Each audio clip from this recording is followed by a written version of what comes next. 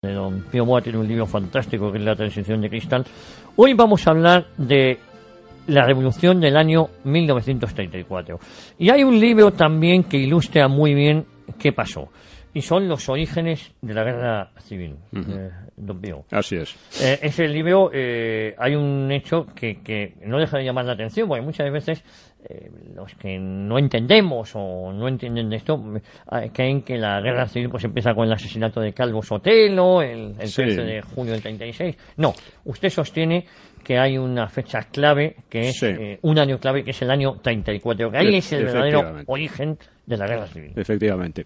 Bueno, hay que decir que empecé a escribir este libro casi por casualidad, porque primero quería hacer uno de estos aniversarios redondos de la Batalla de Madrid, que fue en noviembre del 36, pues pensé a escribir un libro sobre ello, pero según lo iba escribiendo, pues me di cuenta de que no se explicaba nada sin retrotraerse al 34.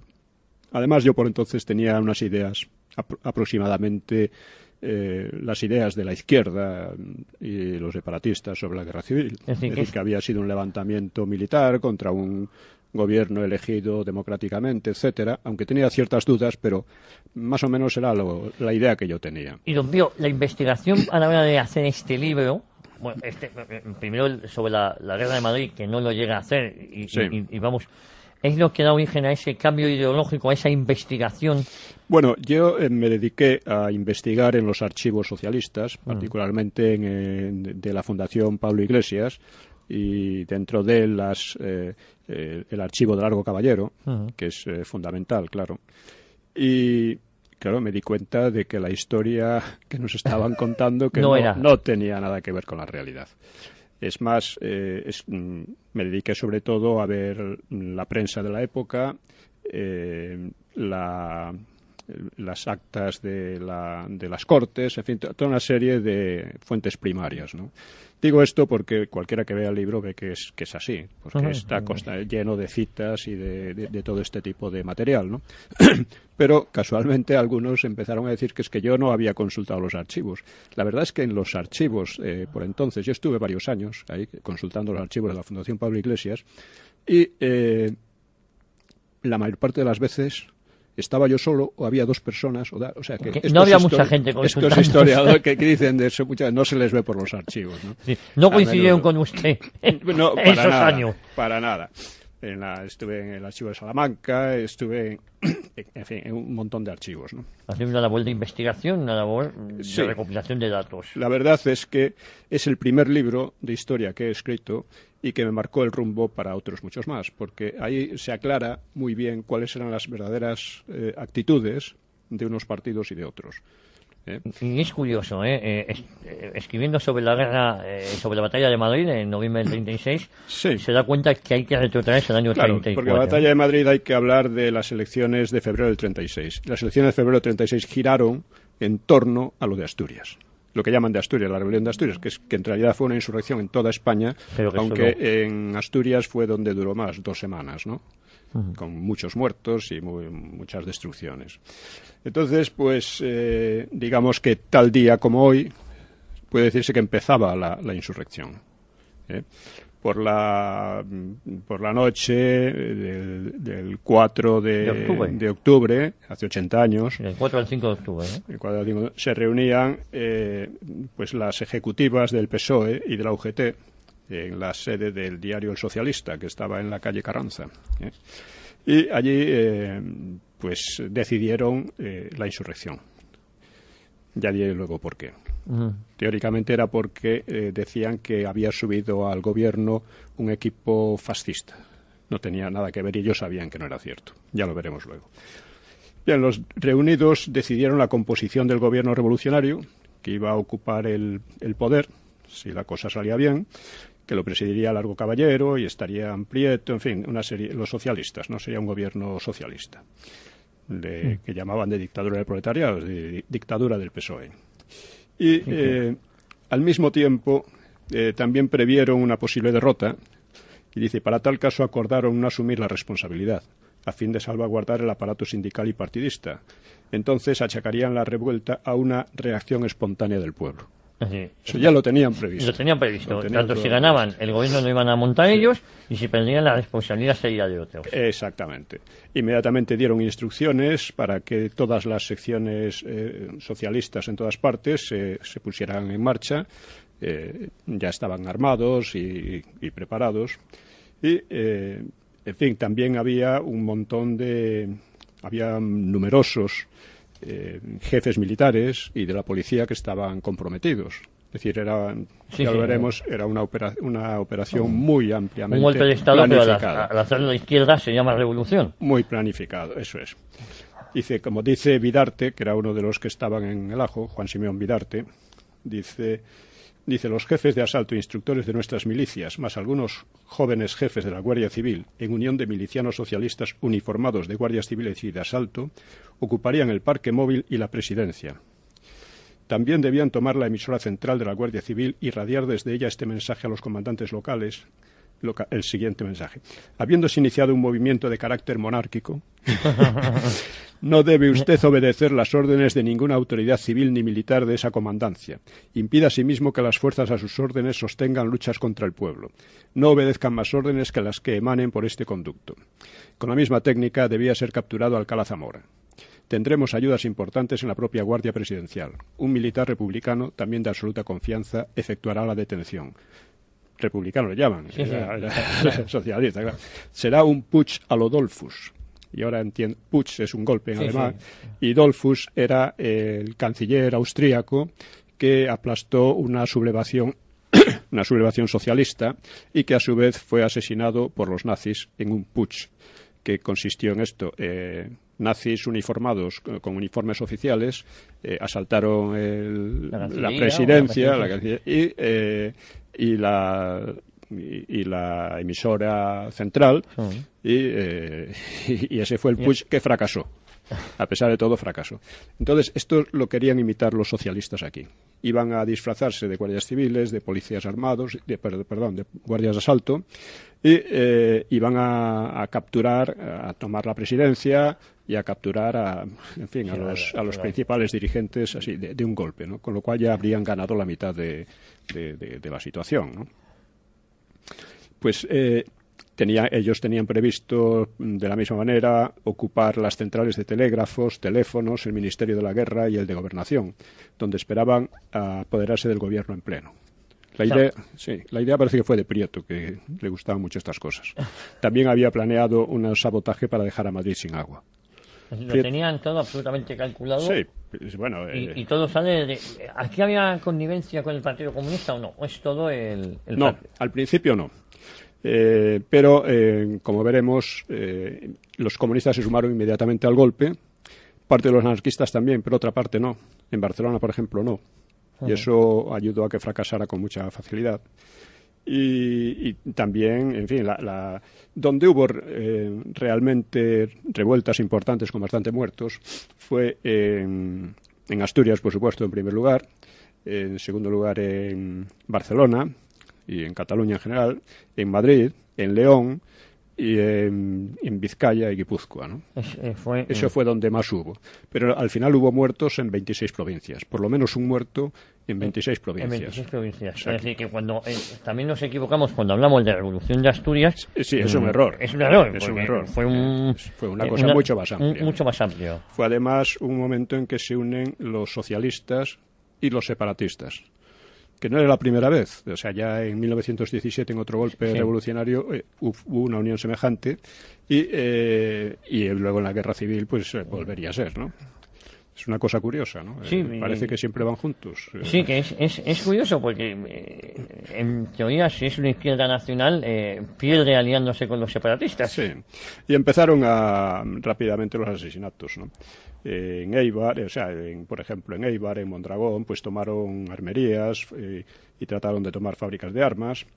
Y allí asesinaron a dos personajes políticos relevantes de la región. Uno era el carlista Carlos Larrañaga, en Mondragón, y el industrial Dagoberto Rezusta, y el diputado tradicionalista Marcelino Oreja, en Eibar. Y estas fueron unas muertes que eran muy conocidos y muy apreciados en las Vascongadas y causaron una gran impresión, ¿no? También en Sestao, Portugalete, etcétera, ¿no? Luego, en Cataluña, el golpe de la Generalitat, de Companys, fue el día 6, pero ya el 5 por la mañana comenzó una huelga revolucionaria. O sea, la huelga se extendía. Una huelga sin autorización de ningún tipo, sino no una huelga salvaje. No. Los piquetes y las milicias nacionalistas, conocidas por escamots, que son pelotones o escuadras, ¿no?, paraban pistola en mano los transportes y fábricas y difundían noticias de que estaban siendo levantadas las vías del tren para separar Cataluña de España. Las propias fuerzas de orden público dependientes de la Generalidad colaboraban en imponer la huelga. O sea, grupos como el Partido Nacionalista Catalán, un grupo pequeño, enviaban sus comités instrucciones de este tipo, ¿no? Os ordeno concentrar a todos los hombres del partido y proclamar la República Catalana. No hay que tener debilidades. La vida de los catalanes nos interesa. La dignidad de la patria nos interesa más. La vida de los enemigos no debe tenerse en cuenta. No olvidéis incautaros de los caudales existentes en los bancos. Eso es lo más importante. Eso no ha cambiado, ¿eh? La verdad es que son instrucciones que son muy reveladoras. Sí. Es decir, no son cosas que se hayan inventado otros, ellos. Y esto hay fuentes y esto está documentado. Es decir, estas son las instrucciones de ellos. Sí, está completamente documentado de ellos, ¿no? Pero digamos que en ese momento, al ver el alcance de la insurrección, digamos, el gobierno llamó a Franco como asesor. El gobierno republicano... El gobierno republicano de derechas, porque había ganado las elecciones, llamó a Franco como asesor. Y Franco desempeñó un papel, claro. Luego, el día 6, esto salió mal, la rebelión de la Generalitat, pero hubo un rifirrafe entre Companys y Dencàs. Dencàs fue el único que intentó resistir en serio y al final lo convirtieron en el chivo expiatorio los propios separatistas, ¿no? Sí, me echaban la culpa. Dice, y luego Dencàs recordó ante el Parlamento catalán, dice: el presidente me dio permiso para lanzar a la calle, bajo el nombre del Somatén, a los 4.000 hombres que habíamos preparado en Barcelona. 4.000. Llamé a la Consejería de Gobernación a los que ejercían el mando de las tres fuerzas. El primero era el malhadado Miquel Badia, que tenía el mando, que había sido asesinado precisamente por gente por anarquistas, pero inducidos por Companys, ¿no? Que tenía el mando supremo de los 4.000. El otro era el señor Coll i Llach, que representaba la jerarquía suprema de la policía, y el otro era el señor Pérez Farrás, que mandaba a los mozos de escuadra. Cada uno de ellos le dio órdenes previamente establecidas y estudiadas con meses de antelación. Simultáneamente enviaba emisarios por toda Cataluña con instrucciones detalladas y órdenes de movilización. Es muy interesante porque ya... evidentemente era un poco chapucero todo, ¿no? Porque el Coll i Llach de repente dice que está muy fatigado y se marcha a su casa. A su casa, no, hoy no quiero hacer, el 5 de octubre no quería hacer la revolución. No estaba muy... yo creo que no estaba muy por la labor. Y entre tanto, pues la Alianza Obrera allí pues repartía miles de proclamas. Dice: el movimiento insurreccional del proletariado español contra el golpe de Estado cedista, no había golpe de Estado, el golpe de Estado lo estaban dando ellos. Ha adquirido una extensión y una intensidad extraordinarias. Es hoy cuando hay que proclamar la República Catalana. La izquierda nacionalista llamaba: en estos momentos propicios, en estos instantes de exaltación, una vacilación constituiría un acto de cobardía que Cataluña no perdonaría nunca. A las armas por una república catalana. Estos eran los llamamientos que había.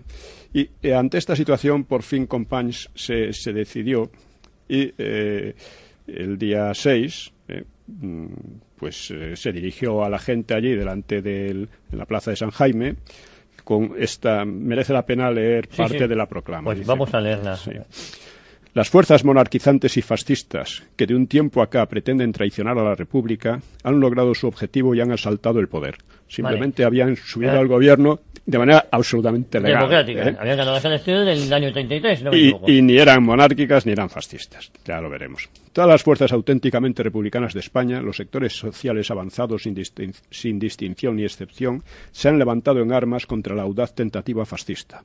Cataluña enarbola su bandera y llama a todos al cumplimiento del deber y a la obediencia absoluta al gobierno de la Generalidad, que desde este momento rompe toda relación con las instituciones falseadas.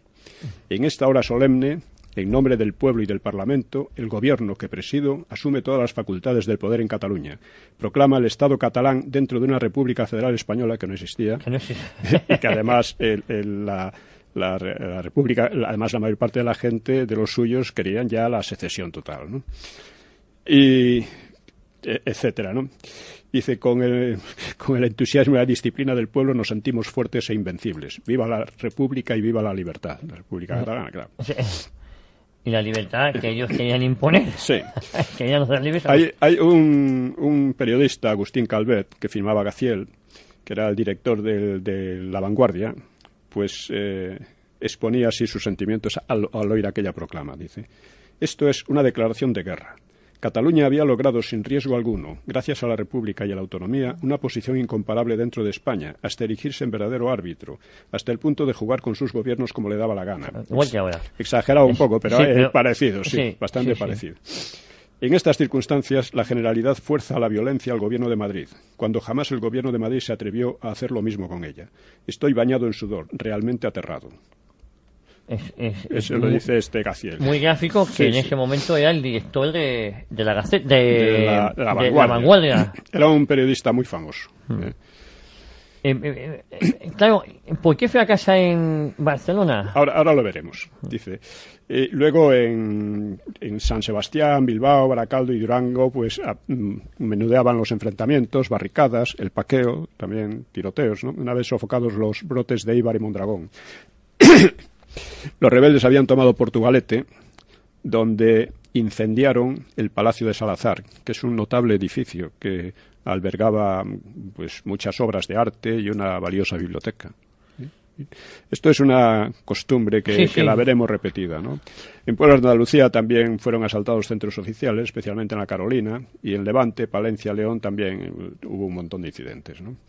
Pero sobre todo fue en Asturias. En Asturias la cuenca minera se alzó en armas, realmente, tomó la zona de la cuenca minera, de los cuarteles de la Guardia Civil, y atacó Oviedo. Consiguieron también imponerse en la fábrica de armas de Trubia, donde obtuvieron cañones, y con ellos pues se dedicaron a atacar a todos estos. Por cierto que cuando Collillac en Cataluña dijo que estaba fatigado y que se retiraba de Encas, mandó airadamente que lo buscaran y lo fusilaran sin preámbulos. Una orden que le valdría luego críticas en el Parlamento. ¿Y le fusilaron o no le fusilaron? No lo encontraron, claro. No estaba en casa. Sí.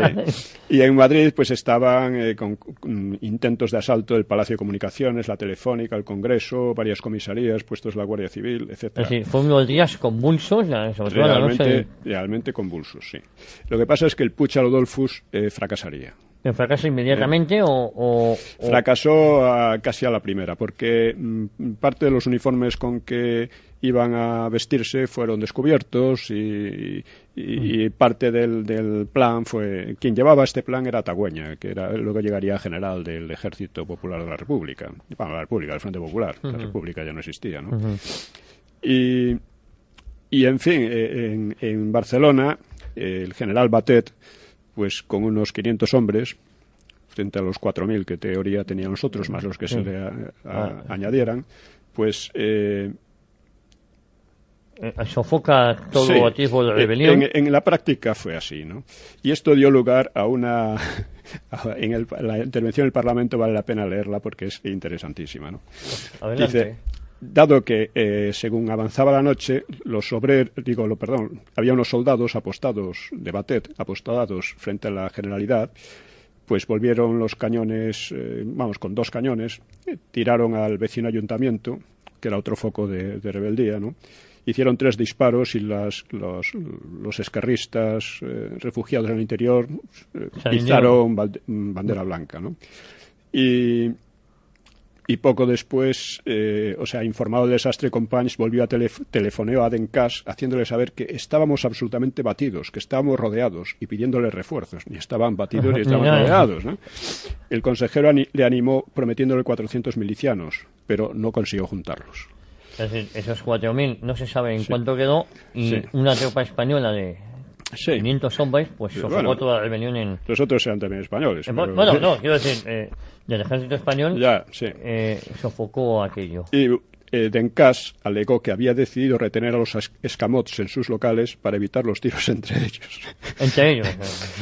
y esperar al alba cuando la claridad permitiría evitar las confusiones. Además, pensaba reservar aquellas fuerzas para encuadrar a las masas populares que, según se esperaba, acudirían al amanecer desde fuera de Barcelona. Y algo de eso hubo, porque en la comarca del Valle se formaron varios grupos de ayuda, pero la Guardia Civil los sorprendió y los dispersó. Companys reprochará en el Parlamento, con sarcasmo, ¿no?, a Dencas tales planes. Dice: su señoría esperaba la mañana para que entonces llegasen los elementos de fuera, los cuales, junto con las concentraciones que su señoría había preparado, derrotarían a los ejércitos que estaban emplazados estratégicamente en todas las plazas y en todas las calles de Barcelona. Dencas, indignado, le interrumpió: un centenar, 120 soldados, señor presidente. Claro que lo que estaba movilizado en aquel momento. Companys fingió no oírle e insistió como si nada. Entonces, cuando hubiera claridad y estuvieran todas las fuerzas emplazadas con los cañones, ametralladoras, etcétera, bajarían todos los refuerzos del exterior y en un momento derrotarían a aquel ejército establecido de forma estratégica en las plazas y calles de Barcelona. Si era así, ¿por qué no me lo dijo cuando hablé a las 2 y a las 4? O sea, Dencas estaba en otro edificio y por la radio estaba arengando constantemente al pueblo catalán a tomar las armas, etcétera. Que, por supuesto, el pueblo catalán estaba de parte de la legalidad, lo demostró clarísimamente, ¿no? Y seguía así, son unas cosas verdaderamente chuscas, ¿no? Sí, pero además muy cavernarias, ¿no? Porque yo creo que al final... Sí. O sea, lo de la generalidad en aquel momento es una cosa que debiera conocer todo el mundo porque demuestra muchísimo, ¿no? Lo que valía esta gente y lo que... La falta de lealtad también. Falta de lealtad, completa falta de lealtad, engañando constantemente al gobierno hasta el final. En fin, porque al gobierno le estaban diciendo que había algunos problemas, pero que ellos los estaban solucionando, ¿no? Claro, estaban engañando para que el gobierno no llegara a intervenir en... Claro. Entonces, ya de madrugada, dice Vidarte: por primera vez se oyó de labios del señor Dencas un viva España, acompañado de aplausos, suceso que produjo una sensación muy deplorable. Pudo colegirse que todo estaba perdido. Dice: aquel viva causó auténtico impacto. Era como si yo gritase viva el fascismo, afirma Vidarte, ¿no? Con este motivo lloverían sobre Dencas los peores escarnios. Pero en fin, es todo una especie de comedia tremenda, ¿no?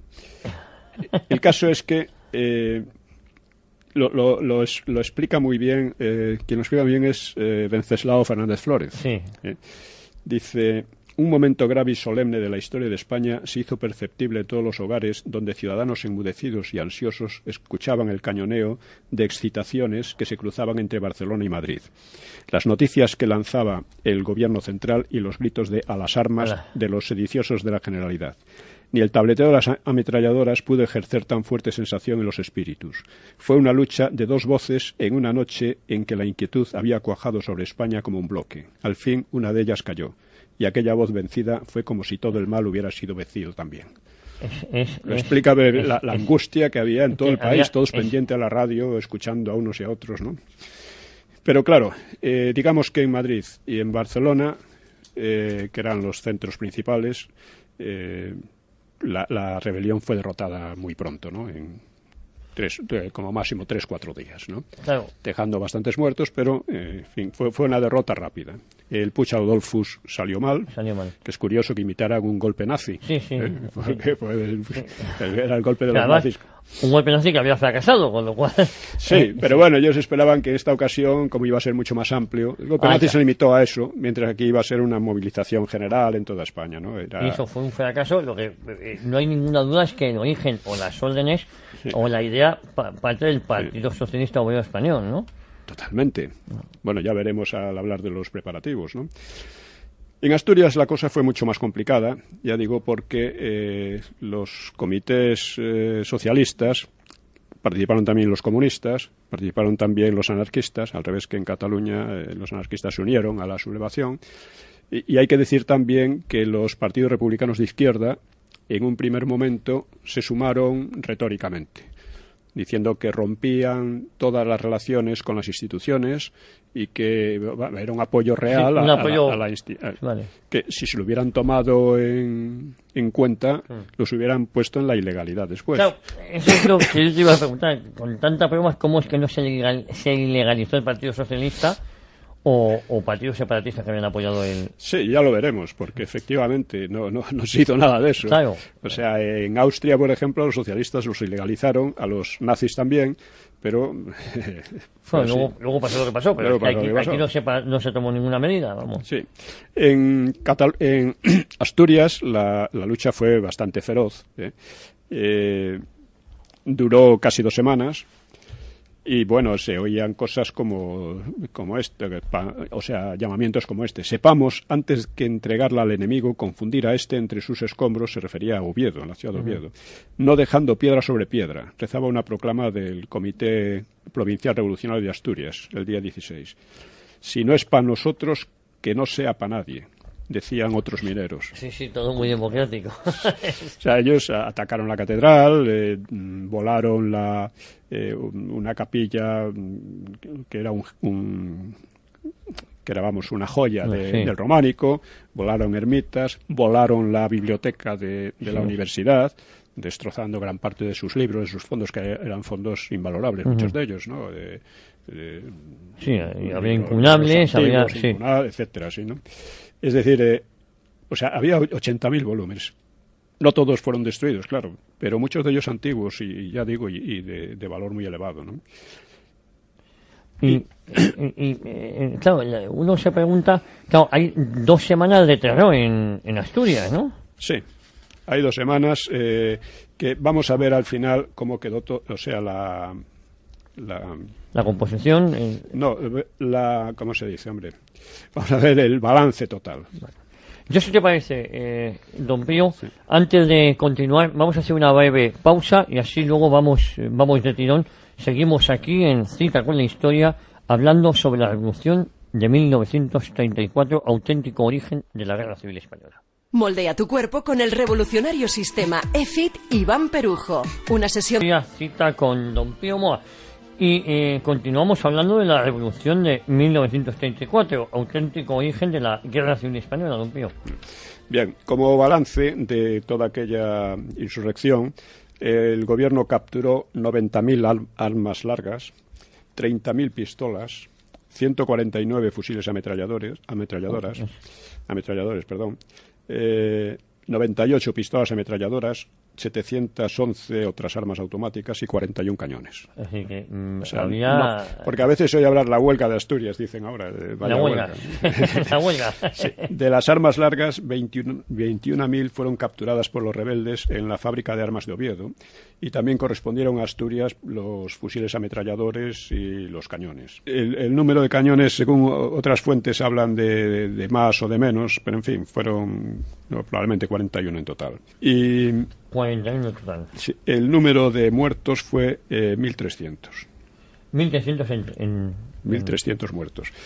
En total en España, que ya digo, por lo menos un muerto hubo en total en 26 provincias. Aparte de eso hubo unas destrucciones enormes de patrimonio, de fábricas, de casas, gran parte de Oviedo, del centro de Oviedo fue quemado. Es decir, esto fue la insurrección de entonces. Entonces, la pregunta que nos hacemos es ¿por qué ocurrió esto? ¿A qué se debió? Esto exige ver cuál era la política del PSOE y de los separatistas desde el principio, ¿no? El PSOE llega a la República como el partido más importante, mejor organizado y más numeroso, contando con la UGT, que era su organización de masas, y llega así porque había colaborado con la dictadura de Primo de Rivera. Entonces, claro. Unión Patriótica, vamos, había sido consentida. Sí, consentida, no. Había colaborado. Había colaborado. Largo Caballero había sido consejero de Estado. En fin, había sido una cosa. Y porque, digamos, la idea de Primo de Rivera era formar una unión patriótica de derechas y una oposición de izquierda que sería un partido socialista, socialdemócrata, un partido no revolucionario. Y en aquella época se comportó como un partido no revolucionario. Pero al llegar a la República, lo que se plantea, tengo un catarro terrible. Llegar a la República, lo que se plantea es otra cosa. Es una radicalización, considerando que se estaba acercando el momento de las condiciones objetivas para pasar al socialismo, para pasar a la revolución socialista. El socialismo opina que ya está maduro el tema y que es el momento de pasar a... Exactamente. Dentro hay que tener en cuenta cuál es la doctrina marxista, ¿no? El marxismo busca la revolución socialista por medio de la dictadura del proletariado, pero claro, no la busca en todo momento, o sea, tiene que desarrollar tácticas diversas, girar aquí, procurar buscarse aliados, etcétera, ¿no? Y entonces, en la República, lo que piensan los líderes socialistas, excepto Besteiro, es que se están creando las condiciones, lo que llaman las condiciones objetivas para la revolución. Y, efectivamente, el único que se opone es Besteiro, Prieto y Largo Caballero están de acuerdo, aunque no son lo mismo, pero básicamente para la insurrección están de acuerdo, ¿no? Y además entre los dos desplazan a Besteiro, que era el que llevaba la UGT, que era la organización clave, ¿no? Porque era la organización de masas, lo desplazan de la dirección y con esto pues ya van derechos a... Besteiro era consciente de lo que iba a suceder, aunque no participa o no está de acuerdo en... Hubo discusiones, ¿no? Hubo discusiones entre ellos bastante fuertes, ¿no? Por ejemplo, Besteiro, hubo un intento de arreglo en una entrevista entre Prieto y Besteiro le dijo: vais a llegar al poder, si llegáis, empapados y tintos en sangre. ¿Y para qué? Para ocupar los cargos y mandos de un Estado burgués que no tardaría en lanzaros a una cruel guerra fratricida con los obreros comunistas, sindicalistas y anarquistas, que por espíritu de clase no se avendrían. Besteiro tenía una idea un poco equivocada, pero en cierto modo real, porque los anarquistas y los socialistas eran muy rivales, se llevaban muy mal. No hubiesen consentido tampoco esto. No, en fin, en cuanto llegaran al poder se iban a matar entre ellos, como se mataron durante la Guerra Civil. Eso es. Durante la Guerra Civil. Eso es. O sea, ya en el Frente Popular, en las huelgas que había en Madrid antes de llegar la guerra, pues había enfrentamientos a tiros entre anarquistas y socialistas, ¿no? Por ejemplo, ¿no? Pero ellos hubo discusiones muy fuertes en la cúpula de la UGT y Amaro del Rosal, que era otro de los dirigentes insurrectos, explicaba la cosa así: pregunto si por encima de nuestra voluntad hay una situación objetivamente revolucionaria. Existe un espíritu revolucionario, dice, en el pueblo. Existe un ejército completamente desquiciado. Hay una pequeña burguesía con incapacidad de gobernar, en descomposición. Tenemos un gobierno que es el de menor capacidad, el de menor fuerza moral, el de menor resistencia. Ahora todo está propicio. Y dice, automáticamente tendremos aquí dentro de 4 meses el hecho alemán. O sea, el nazismo, ¿no? Hablado, sí. Porque si se dice que cuando nos veamos en el último recurso podemos ir a la revolución, tendremos que decir que hay que darles esa misma fórmula a la burguesía, en el sentido de que se esté quieta, que no se prepare. Esto era la argumentación que ponían ante las masas, ante la población. La argumentación es los fascistas están subiendo en España, hay hay un golpe fascista inminente, pero ellos llaman golpe fascista a ganar las elecciones. Claro, eso es el matiz que yo quería comentar, ¿no? Sí. Es decir, las derechas, la CEDA gana las elecciones en 1933 y eso la izquierda no lo lleva bien. La izquierda no lo acepta, no lo acepta de ninguna manera. Cuando gana las elecciones, Azaña, que moderado según dicen, pide a Alcalá Zamora que anule las elecciones y vuelva a convocar otras con garantías de triunfo de la izquierda. Así de claro. Así de claro. Lo intenta por 2 veces. Más adelante, ya en el año 34, esto lo he descubierto yo en los archivos, precisamente, Azaña, en combinación con Companys, y preparaba otro golpe, pero que necesitaba el apoyo de los socialistas. Y los socialistas que preparaban el suyo y que no querían que fuera un golpe burgués, sino un golpe comunista, prácticamente, de tipo soviético, pues se negaron. Esto lo he descubierto yo en los archivos. Lo que hay que decir a los dirigentes socialistas que igual vean entre sus propios archivos para documentarse. No, eso no les interesa. No, claro. Les interesa. Te ve las historias y, por ejemplo, la colaboración con la dictadura de Primo de Rivera no aparece, ¿no? No aparece. Eso queda muy difuminada, sí. ¿no? Pero es una cosa muy importante, porque fue lo que les proporcionó esa la pátina fuerza de que legitimidad, tenían. A lo mejor, ¿no? La fuerza que tenían cuando llega la República, que era el partido más fuerte que había. Gracias al apoyo, a lo mejor, que le había dado, el apoyo, entre comillas, que le había podido prestar la dictadura, ¿no? O esa legitimidad que le había dado. Es que, claro, la dictadura había prohibido las organizaciones anarquistas por el terrorismo, ¿no? Pero al contrario, había facilitado y favorecido a las organizaciones socialistas, que eran legales, que funcionaban legalmente, que tenían cargos en altos puestos incluso de la administración, ¿no? Como ya digo, Laro Caballero era consejero de Estado, ¿no? Entonces, esa era la razón por la que era tan fuerte el Partido Socialista. Si hubiera sido perseguido como los anarquistas, habría llegado pues con muy poca... Con muy poco valor, muy poca fuerza. Exactamente, ¿no? De hecho, era el partido en cuyas manos estaba el destino de la República. Yo tengo una duda. De aquellos más de 1.300 muertos, muchos fueron víctimas provocadas o asesinados por estos que se sublevaron, ¿no? Sí, efectivamente. Hubo... luego hablaremos, si hay tiempo, quizás podríamos tener otra sesión sobre este tema, ¿no? De la represión.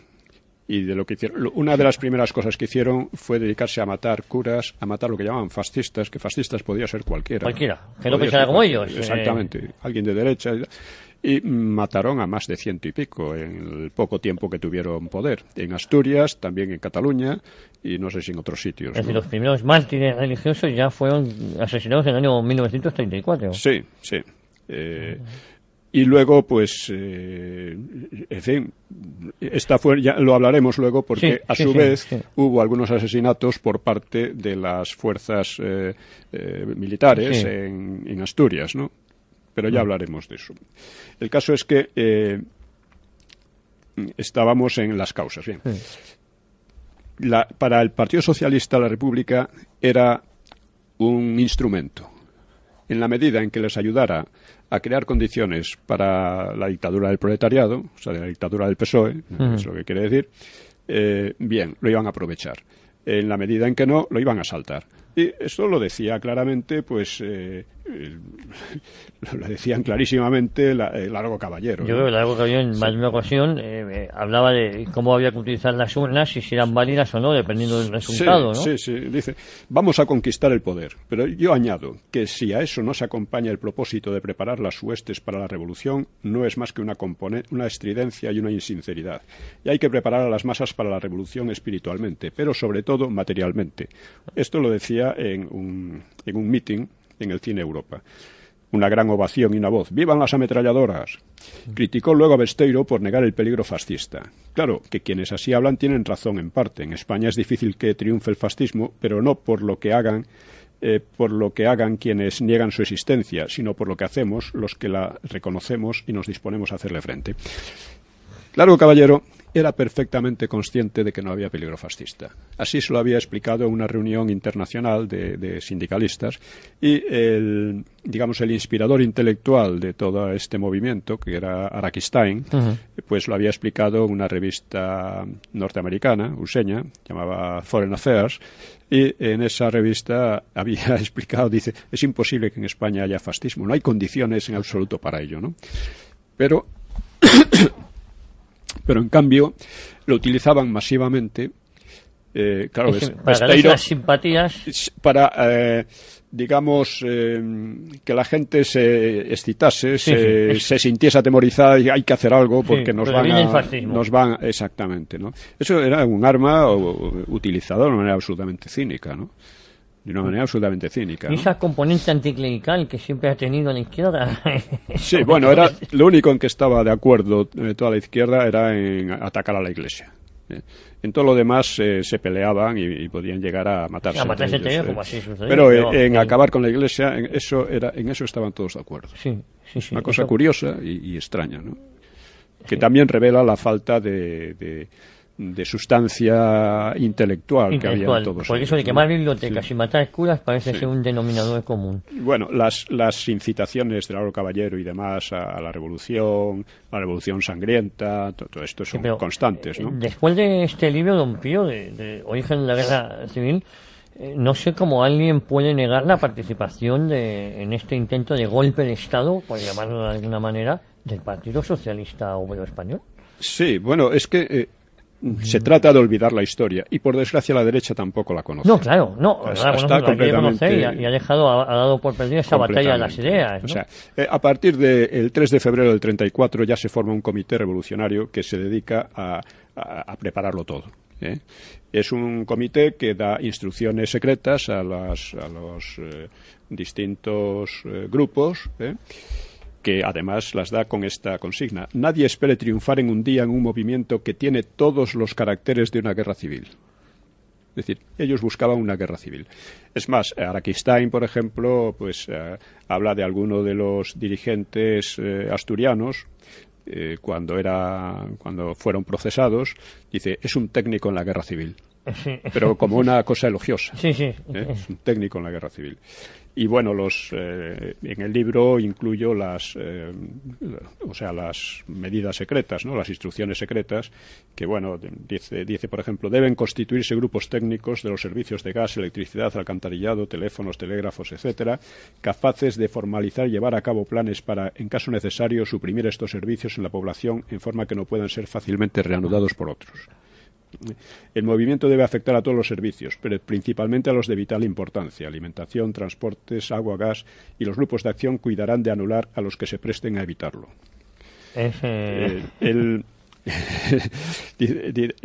Otro aspecto de la preparación fue la infiltración en los cuarteles. De hecho, había bastantes militares y jefes de la policía comprometidos, ¿no? Había involucrados también. Sí. Muchos de ellos fueron castigados luego, otros no se llegó a saber, pero estaban ahí, ¿no? Dice, los bancos y archivos se vigilarán estrechamente. Se impedirá por todos los medios que en las iglesias se toque a rebato. Dice, explica cómo debe ser la lucha de guerrillas, etcétera, ¿no? Y sobre todo, otro de los aspectos era que los comités socialistas elaborasen listas, o sea, estableciesen una vigilancia en los barrios, elaborando listas de la gente que consideraban desafectas o derechistas, etcétera. Esas listas luego serían utilizadas durante la guerra para asesinar a muchísima gente. Fue un golpe muy preparado. Salió mal, pero muchas veces las cosas bien preparadas salen mal, no siempre salen bien. Fue muy preparado, con un designio clarísimo de crear una revolución socialista, un Estado estilo soviético, de acabar con la Segunda República, evidentemente, aunque eso no les impedía decir que eran republicanos. Claro, eran republicanos en sentido que no eran monárquicos, pero nada más. Nada más. Y bueno, y uno de los fracasos puede ser, Don Pío, también en la falta de apoyo popular en ese momento, esas masas. ¿Cuáles fueron las causas del fracaso? En primer lugar, la mayoría de los militares, ante la reacción enérgica del gobierno, se echaron atrás. Los militares que estaban no duda en comprometidos. este caso, si no me equivoco, llaman al general Franco incluso para... Sí, se apoya en los elementos leales, entre ellos alguno masón. La mayor parte de los militares comprometidos eran masones, pero alguno, como López Ochoa, que fue el que dirigió la represión en Asturias, pues era masón también. Y al recomenzar o reanudarse la guerra civil en julio del 36, pues estaba en un hospital aquí en Madrid, lo sacaron y lo cosieron a tiros, le cortaron la cabeza y la pasearon por... Es decir, era una... todo esto era producto de una propaganda de odio sistemática, ¿no? Sistemática, una cosa terrible, que es un poco lo que está haciendo la ley de memoria histórica. Sí, claro. Creando odio, creando rencores. Sí. Y escribiendo una historia, porque de estos hechos estoy seguro que los que mataron a López Ochoa, ninguno de ellos acabó encarcelado ni condenado. No, eran héroes. En todo caso, premiados, ¿no? Claro, bueno, la calle mayor de Madrid fue bautizada como de Mateo Morral. Mateo Morral fue el que lanzó una bomba que mató a 20 y tantas personas y dio acción contra Alfonso XIII. ¿no? Esto era la clase de héroes y que había, ¿no? Bien, entonces, ya digo, pierden las elecciones, hay una depuración de Besteiro y de otros, y se forma un comité para organizar sistemáticamente el golpe revolucionario. Creían que era el momento y que había que hacerlo, ¿no? Lo hacen también en combinación con los catalanes, con los separatistas catalanes, porque antes del golpe de octubre, a lo largo desde junio hasta septiembre, se produce una serie de acciones de desestabilización del régimen, primero a cargo del Partido Socialista con una huelga agraria que quería impedir la cosecha de trigo, lo que hubiera llevado el hambre al país. Esta fracasó, porque el gobierno respondió enérgicamente por una vez, eran gobiernos muy débiles. Luego hubo los nacionalistas vascos, montaron otra gran provocación que parecía que iba a terminar de muy mala manera, pero que unos cuantos guardias de asalto la acabaron con ella.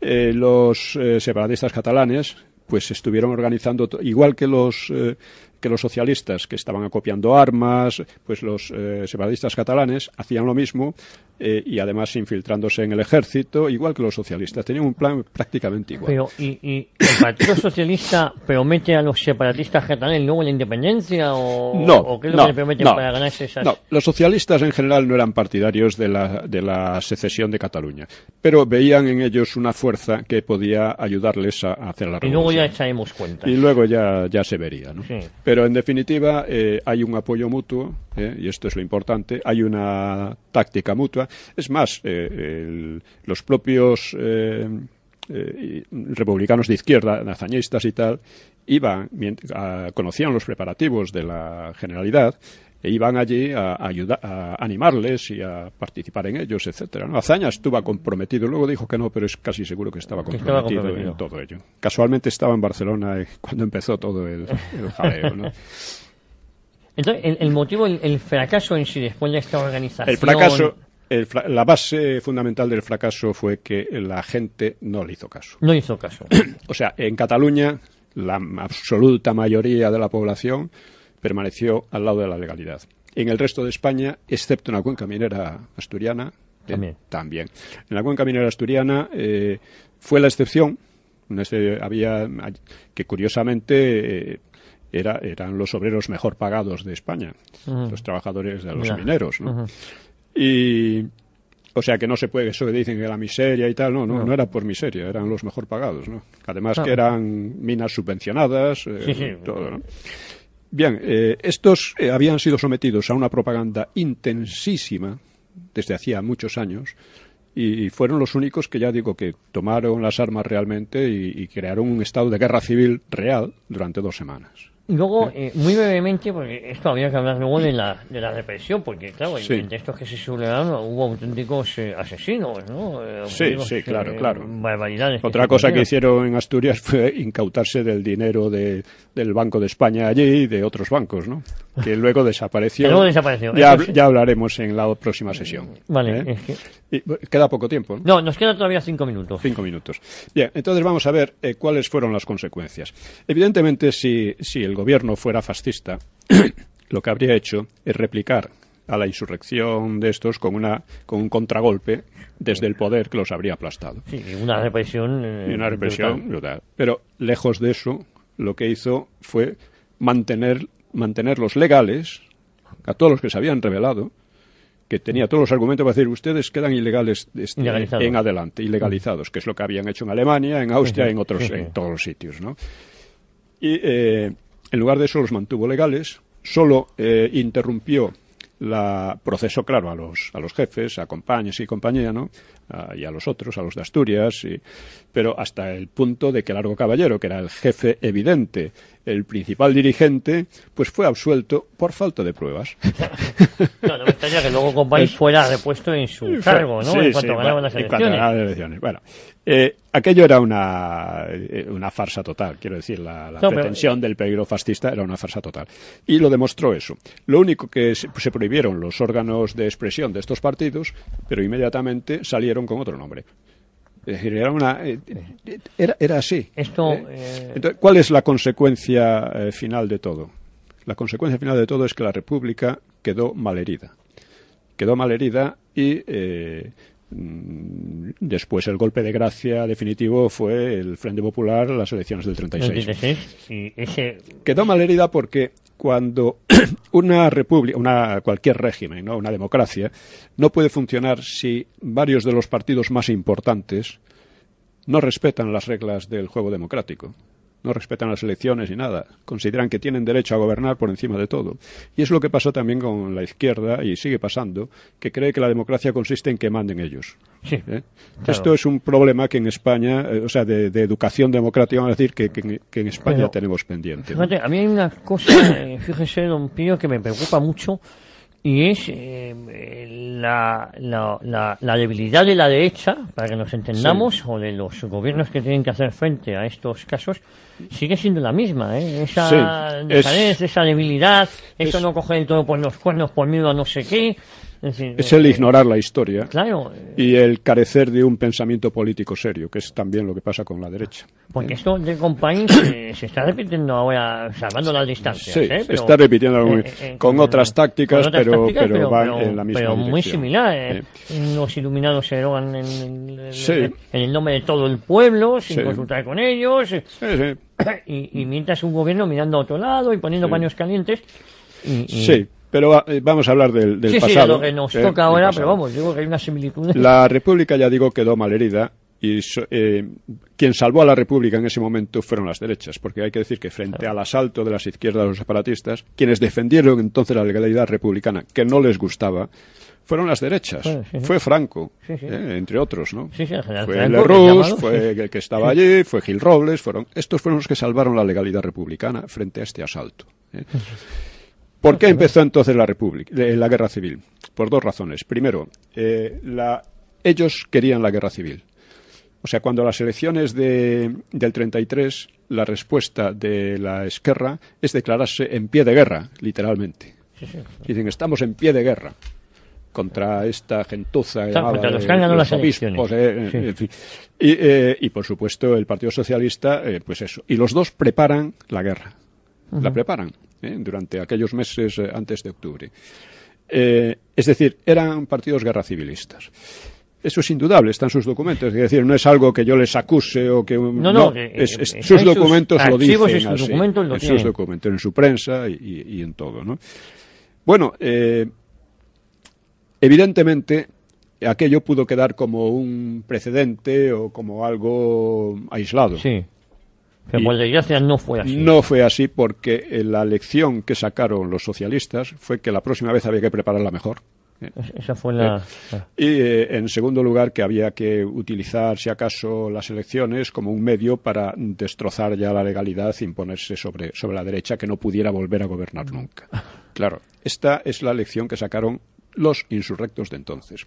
Hay también gente que dice, bueno, pero es que antes se había sublevado la derecha. Esto lo dice incluso Madariaga de una manera muy equivocada. La derecha no se sublevó la derecha nunca. Fue Sanjurjo, que eran 4 gatos, que fueron... Hubo 10 muertos, casi todos de los de Sanjurjo, de los golpistas, y además era un golpe que ni era monárquico ni nada, era un golpe para cambiar el gobierno, pero... Y no tenía el apoyo de ninguno de los grandes partidos. No tuvo ni de los partidos, ni de... O sea, quedó completamente aislado. Entonces, no es lo mismo eso, un golpe de una mínima fracción de la izquierda, que un golpe, una insurrección general planteada por prácticamente toda la izquierda. Efectivamente. O sea, el de Sanjurjo fue mínima parte de la derecha y este fue casi toda la izquierda, participó de una manera u otra. ¿Eh? Sí, pues, y los separatistas. O por acción o por omisión, pero sí. participaron. Digamos que en el 34 el PNV vio pronto que la cosa no iba bien y no se movió. No se movió. O sea, Companys creyó que la cosa iba muy bien y se movió demasiado. Ese fue su error. Pues don Pío, muchísimas gracias un domingo más por ilustrarnos y por esta hora con Cita con la Historia. Y la semana que viene, ¿qué? Seguiremos con el tema de la represión y cómo, porque pues, hemos dicho que allí empezó la guerra civil, vamos a desarrollar más el tema. Pues perfecto, la semana que viene no se lo pierdan todos ustedes, les invito a que sigan aquí en Cita con la Historia el próximo domingo, Orígenes de la Guerra Civil, su libro, Revolución de 1934, y hablaremos sobre la represión y cómo llegamos al 36, que es cuando ya empiezan los tiros. Exactamente. Pues muchísimas gracias a todos y a todos ustedes, muchísimas gracias por su fidelidad. Hasta la próxima semana, amigos.